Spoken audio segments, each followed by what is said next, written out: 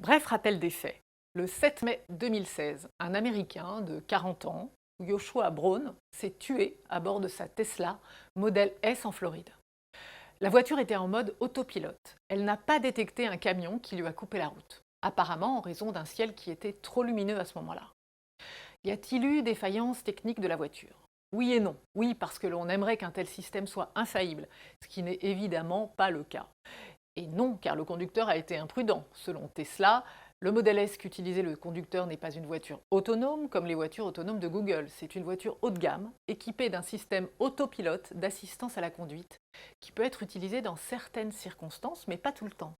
En théorie, le conducteur ne doit jamais lâcher les mains du volant. Or, on sait maintenant que Joshua Brown ne regardait pas la route devant lui, mais un DVD. En France, les expérimentations de voitures de ce genre sont, depuis très peu de temps, officiellement autorisées. Donc, les mêmes questions se posent. Est-ce qu'on pourra lire, regarder une série, jouer à un jeu vidéo ou même dormir au volant d'une telle voiture? Techniquement, oui, mais c'est interdit. Il est absolument interdit pour le conducteur d'un tel véhicule d'avoir une activité qui diminue son attention. Et quid des règles d'indemnisation lorsqu'il se produit un accident avec un tel véhicule? Eh bien, à ce jour, rien ne change. Le conducteur est réputé être maître de son véhicule. Il n'est donc pas en droit de se retourner contre le constructeur de ces voitures robots pour qu'il l'indemnise des suites d'un accident.